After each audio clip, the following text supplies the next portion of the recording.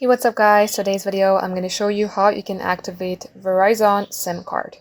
So the process is very simple. All you have to do is launch your Verizon application. In my case, I don't have it, so I'm going to show you what it will look like from a web browser. So if you are also using a web browser, type in activate Verizon phone, and then you will see this smart setup, activate and set up your device. Now likewise, here you're going to have to select activate an existing line. It's a link, so if you tap onto it, it will open up.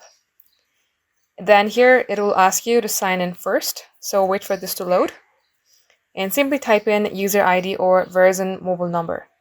Now if you're having difficulty, you can directly search for a video.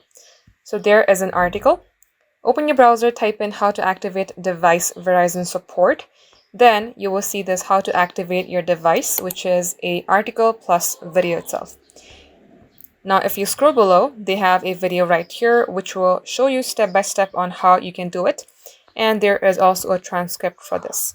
So guys, follow this step and then you will be able to do it. Thank you for watching.